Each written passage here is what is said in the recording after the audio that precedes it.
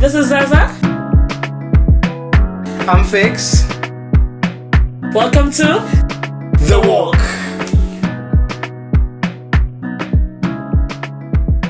So I'm so excited for today's topic. Today's topic is about walking in faith. And we have LinRic Toto, who I know as Onati, as our special guest today, who will be discussing with me on this journey of faith. We had this conversation a month ago. Yes. So I've been excited about it since then, and Same here. I'm so excited right now, and I'm hoping everyone, will get fruitful knowledge and information about what it is that we'll be talking about. So just getting straight to it. Yeah. So what happened was, I was at your house. You were celebrating something. Yes. So we were at your garden, and then you mentioned you don't believe in the Bible. Yeah. And then I was like, what's this? And then we later communicated about it recently at a party at Munisa's house. Yeah. Yes. And so from that, my understanding is that you're not saying you don't believe in the Bible. Yeah. You're not saying you don't believe in Jesus. You're saying that's not your route. Like, that's not your way in which you find guidance, spirituality and all of that. So I'm very interested to know then, what is it that you believe in this journey of faith? Yes. I think it's important that we talk about this part of me not believing in the Bible. Yeah. And it's not like I don't believe in the Bible. I believe the Bible has been written for a purpose. It's been written for the religion that people that read the Bible are involved in. So I've read the Bible. Yes. I know fairly, what it is about. But it's not my point of reference in my walk of faith. That's the point. And also, I respectfully know Jesus. I know Jesus is the King, and all that comes with it. But he's not my point of reference. Should I need to seek faith in my walk of faith? Should I need to seek guidance in my walk of faith? But he's the King. He's the King. Like many believe in. I respect that, but not for me. He's not someone I would say, kind of in the name of Jesus. Not not. He's not true. Yeah. But it's not what I would. Very, very understandable. Yeah. And it's interesting for me because in my journey, I've been having this sort of question, it's a Jewish belief, or like it's Jews that it's the Bible is more focused on, and all of that. And as much as I still believe in the Bible, I still get guidance from the Bible. But the question has been sitting on my head, I am a Xhosa, and we've got our traditions, we've got our culture. Like, we worship in a way of, stomping our feet when we dance, like, and stuff like that. So that's our worship, and also how we communicate and how we relate. I believe that is part of how we, relate with God because of our tradition. I remember I was having a conversation with an Ethiopian friend of mine, and he was showing me how they worship, and instantly, my mind was, like the diversity. I think sometimes as believers we miss in the faith, whereby we need to look at, originally for us, what is worship, what is faith, how do we walk, more than it being like a universal, strict way of this is what we do, this is what we do, this is what we do. So that's why I found, your view and your insight on it. So in terms of tradition then, does that play a role in... It does. Firstly, I would like to say that I don't like to get into the debate of is Jesus real and stuff like that, the religion and stuff like that. If I were to get into that, I would be talking about the belief that I strongly have, which is there's only one religion, which is of kindness, of love. You know, that's one religion that I believe in. And if we can all over the world embark in that side of things, religion of love and of kindness. Uthanda umuntu, umxabisa umuntu, noba kind. That's one religion I'll go for. But I don't want to, I don't tend to entertain those kind of debates, because we need to be respectful in every way, shape or form about people's beliefs. Coming to your question then, yes, my walk of faith is aligned with my traditions, the way we do it. How did I get to this place where before I used to believe in the Bible and call upon Jesus and all that stuff? You grow, you see the view of the world in a certain way, and you have questions, and you kind of put one and one together, and you're like, it's not gelling, it's not making sense. And then I went back to actually find out how my forefathers were worshipping. How did they do things?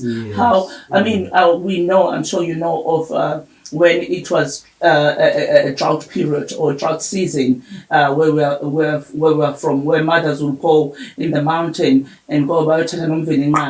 By the time they see down the mountain, the rain would start. How did these people achieve this without? And at that time there was no call of Jesus. We did not know about the Bible or anything else, because it was brought to us. But then we were praying at that time. We were talking to God. We were, to our God. Where is that God now? What happened?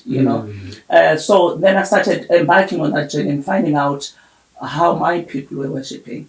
And then I done my own research, and I started practicing the way they were doing stuff. And it worked, in an amazing way for me and my family. So I don't really, as I said, I don't want to entertain the fact that, it's not real, it's real or not. But it's my experience in my own walk of faith, and everyone should be, respected in terms of their own way and work of faith. We'll talk more about what I've experienced myself, I guess. And I think that's very important, to be able to understand each other and also not have this thing of it's a big culture now of this is God. Like locking down who God is. Like, I own God, and this is how God is. And my God is better than yours. It's sort of a entanglement. And it's not a discussion for us of division. It's a thing of, this is how I work on it. And I think we can all learn from one another. I remember when we were at Lewis would say, the interesting thing is we'll be even getting to heaven realizing some of us, like we were wrong in certain views that we hold, and we're like, I won't. What's going on here? I think it gets us learning more when we're open to hearing. Exactly. And as I said, if imagine us, if there's any concept of heaven, getting in there, and the people that we thought they will really get there, and it's us, kind of labeled as unbelievers and all. So it's strange. I think, as I said, there's only for me, as I'm navigating through the world, I'm strongly believing in this one religion, one of love and kindness. If you think about that, if we can hold those kind of values, you'll find that we'll live in a better world. Besides the Hinduism and all that comes with all these religions, because one thinks is way better than the other. What's going on? There's only one God, our Creator, and then He is alone. The Great One. Anything else should come after Him. Definitely. Yeah. So we'll get to talk more about it as we're going. Yeah, like on our next thing to delve in more. Yes, no, definitely.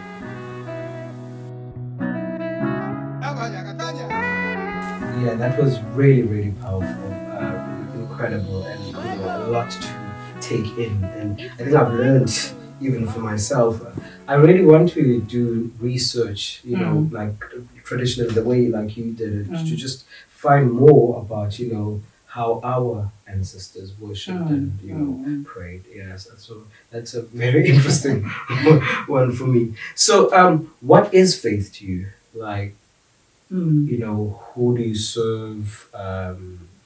What are your experiences? How do you walk this journey of faith?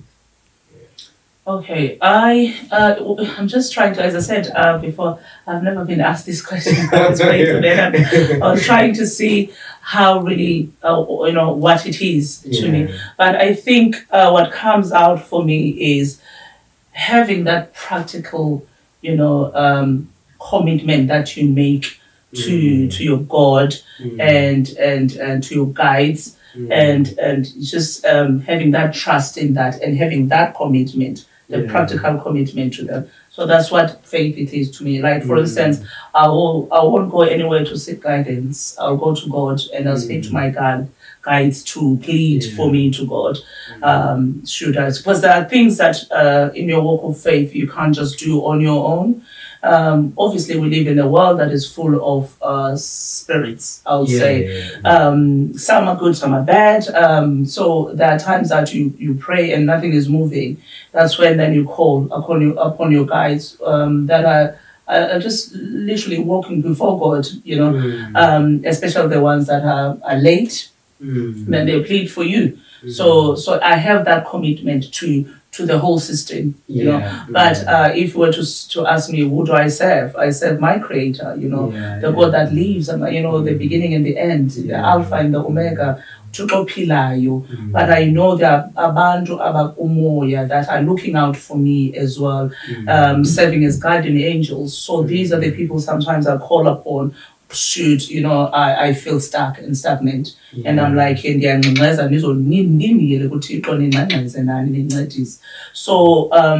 abantu they tend to confuse the whole thing, thinking that you're worshipping, the guide, you're worshipping Amadlus, you're worshipping Israel. No, Israel is on us, and each and every one of us is my belief is when you were born, you were allocated your own guardian angels, so they are there for you.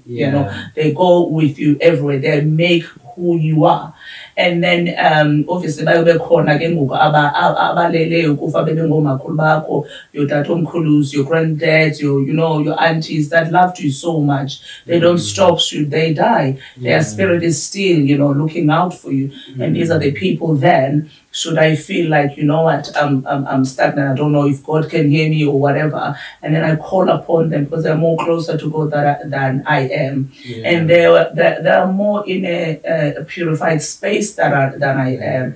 We cannot be naive and think, it's all hunky-dory, we are not surrounded by force being good or bad. There are things that are there that can hinder our, it's either our successes, our prayers, and anything that we want. So we need to be very vigilant. And so my commitment is in all those two forces, which is Ututo Pillai and the people that were allocated for me. Dizalwa, that these will be your people. I don't know if you ever, been in a situation where you're like, I have no idea how I came out of that. I have no idea how, so we are surrounded. We are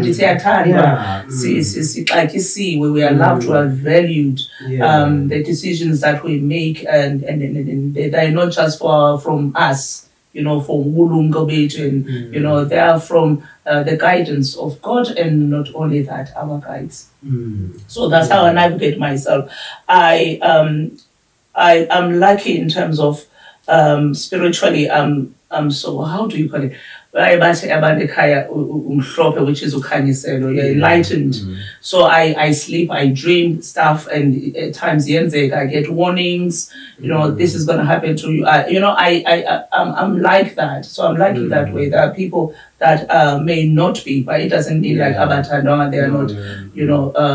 They are not guided or anything. It's just it depends on where you are placed.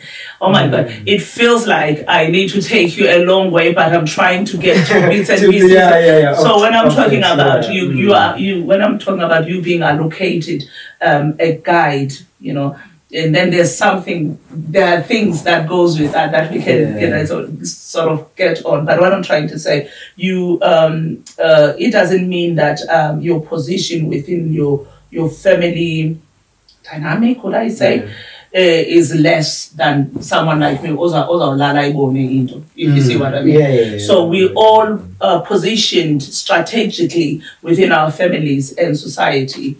We are going because of different reasons. So the way that I navigate myself is only to listen to them as well, and actually get those warnings. It's either warnings or things that I need to do, and you find out it's later in life you're like, God, if I didn't listen to that dream that I had, or that voice, the small voice that told me to take this turn rather than going straight, and you find out there was an accident. I'm just making an example. Where would I say? So God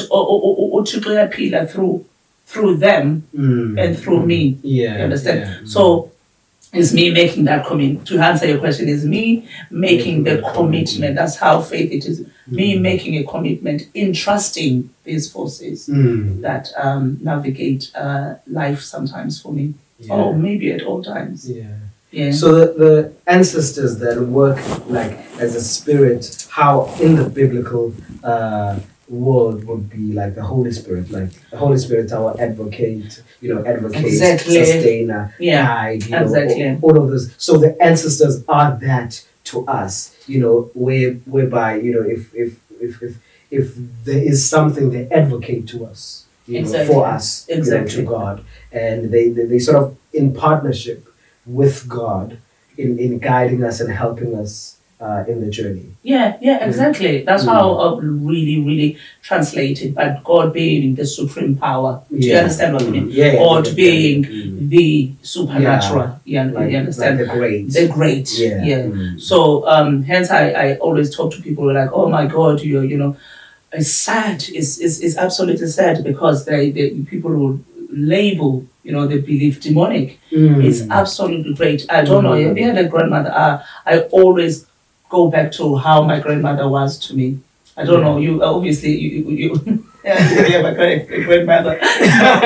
Do you have a grandmother? Yes. Exactly. Is she alive? Yes, she is. Exactly. From both sides? No, from both sides. Exactly. But my father's side is a very interesting one. It will take a whole day to explain. But your connection with her, imagine then, God forbid, she passes and someone tells you that, and I believe we all have kind of a special relationship with our grandparents. And someone tells you when you are like trying to connect with her, someone tells you she's a demon. I don't know how. Do you understand? So I don't know how we, as African society or we've taken the whole thing as demon, the whole practice that is for us as demonic. I'm not really sure where that comes from. It's really concerning. But so it is exactly what, like you are saying, it's equivalent probably to that. I would say, if one wanted to know a little bit to understand it, yes. So they intercede for us. It's one thing that has given me a spiritual boost. I feel like. Why didn't I know this? Like, maybe it's uplifting. It's beautiful to have. Oh no, that's good. That's really good. Oh gosh, very powerful, and very thought-provoking as well. There's a lot going in my mind. I was just going like, oh wow, I should look into this. And then, there's honestly a lot going on. So practice, how does this look in terms of practicality, praying, what you do, what are your morning, daily, routines in, accessing this power? Okay. It's we were talking about earlier about faith being the commitment.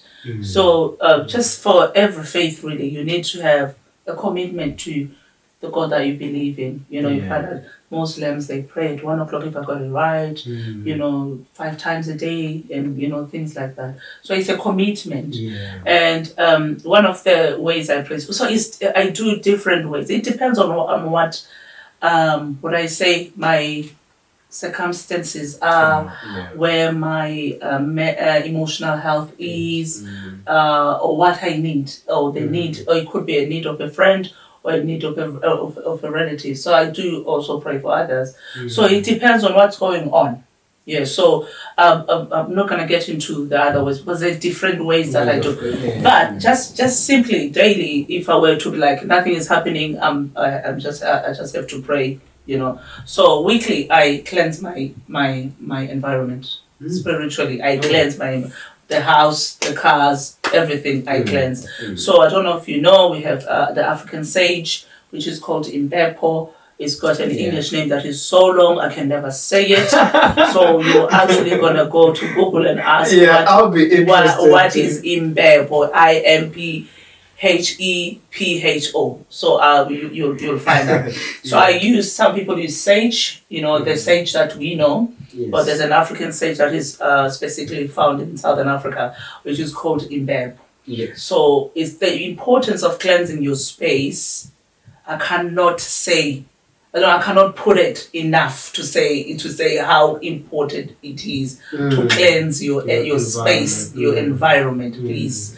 If you want to do anything, just make sure, whether it's week, some people do daily. I can't do daily. I don't see a reason to do daily, but I do on a weekly basis. So basically, I burn in Beppo. I burn in Beppo. Let's say it's on a Sunday or a Monday. I burn in Beppo, and I go through the corners of each and every room of my house. Basically, the most important thing about the faith that I'm practicing, or our faith as a Xhosa people, is about generally. Any faith is about uthetha. You speak what you want. It's common to all the religions. You speak what you want. So as I'm burning in back on the 3 corners of each and every room, I'm speaking what I want to happen. So basically, one of the things that I do, I'm chasing out the negative energy. I'm chasing out the energy that no longer serve me. That's the most important part. There are energies that we stay with. Some are just there, but or whatever. Just releasing the energy that no longer serve my house, my children, my husband, or anything around me. Releasing out. So I burn them on all the houses. Basically, put it in a saucer. Burn it. That's just a small bit. It releases the smoke, and then you do on the house. You talk whatever that you want in below life, just all around the rooms, all around the toilet, every space that in each and every room in your house. And then once you finish, open the windows to release. Obviously, open the windows to release. That's the one thing that I do. And then obviously I'll burn in Beppo for my own space. But for Banditandas, I don't usually pray without. So I also go to my space. So you need to allocate a space within your house. I cannot tell you which part of your house, be it your room, your toilet. Some people do in the toilet, some people do in the lounge. It depends on how you feel. I tried all the rooms in my house, but I'm comfortable with my room. So you'll feel within your spirit which space feels good. So I cannot tell you. So like you put your whatever that you put on the floor, that you will use for specifically that, whether some people use a white towel to kneel on, and all that stuff. So I burn in pepper and a candle. I light a candle as a sign of respect. It depends. Some people will go into the colors of the candle. I don't bother myself with that. The candle that is quite universal is the white candle. So I'll burn the white candle. I'll burn my pepper in front. I'll kneel down in a decent way. I'll have as a lady, I'll have my coverings, cover my head with respect, like abantu abadala babukwenu used to be like. That's just giving, because you're talking to big for us, God. Not only you're talking to abantu abadala, you can't just come with your flimsy big arms and all that. So you go there, you pray. So when you pray, I don't know if one wants to go there and how, just in a nutshell, in a summary, how you do it. So you go, you've chose the space, you cleanse the atmosphere, isn't it, all that stuff. Now it's your turn to go and pray. So we all do this with respect. So some people will have a glass of water that they put next to their candle and their imbepo. Some people won't have anything. Some people Hence, I was saying there's so many ways of doing it. It depends on what you want. If, let's say, you've got money problems, you can get your money notes, whatever, and just put them there. Just so if you wanted a house, like you really pleading God for a house, you can have a picture of that house. So it depends really on what you want. Yeah. But now we're just talking about just praying to God and your prayers are your God and your guides. So you go there, you are kneeling as a lady. I usually do this again. Listing all the ancestors. And doing the 10 praises. Sorry, I don't want. So does it feel like you awakening? You are awakening them. You're calling upon them. They usually say the maple would actually, awaken them as well. Just the burning of a maple. Apparently, the whole insect. The whole smell, it just it calls. It helps also to call them. And my belief when it comes to Imbeko is purifying your space. So they are not energies that are holding you to go through when you are praying. So you are Kamakosha in your own clan. You are calling your guides. Well, you start with that one that we were talking about, the one that is allocated to you from birth. So you start with and praise, do all that stuff, and then you Kamakosha. I usually start with my mom's side of the family because it's believed that the most, is Australia that as Malega for Guti, but obviously with the deaths right after that. Were you going to ask something? No, I wanted to, I was just going to comment on the power of it. I'm just realizing for my life as well, whereby cleansing is a huge, important thing. It also spiritually within yourself as well. You feel like a light, an enlightenment. Of course. And as I hear to you, now it's more of a challenge for me to make a life of constantly looking into going my day by ensuring that whether it's a week, it's a day, whatsoever it is, I need to find what works for me. But having that period of cleansing, obviously mine won't look like yours of going through all of that, but just that process of mind of I'm cleansing myself. People do it in so many ways. People they use it as when they're meditating. So people they don't even burn anything. You understand? So it's very powerful. I don't know how I can deeply go into it without. I want to explain it. Imagine that you're navigating through your life, your day, whatever. You find people. Let's say at work. So I work with people. Find people say, "Yo, you are this. You are this. You." Remember the power of the tongue. You are useless, you are that, you are that. So all this, they come to you, they sit. And then you go through another day.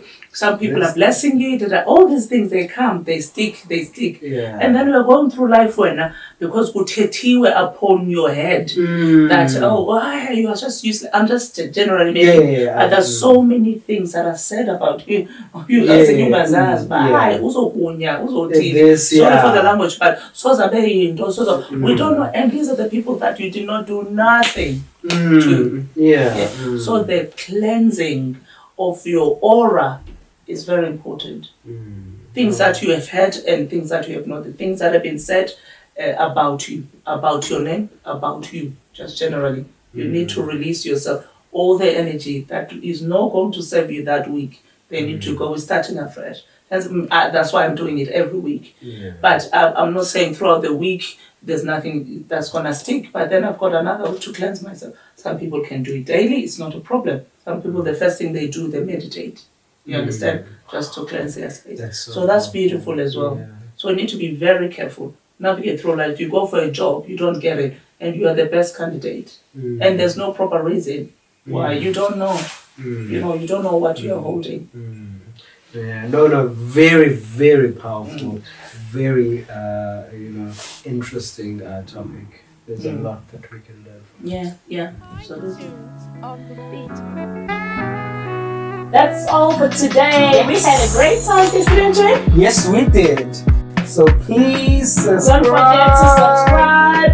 Give us your thumbs up. And comment. We would really love to hear what you guys think about the topics, the episode, and if there's anything that you'd like us to add. Yes. So hope to see you soon on our next episode. Oh yes. Bye.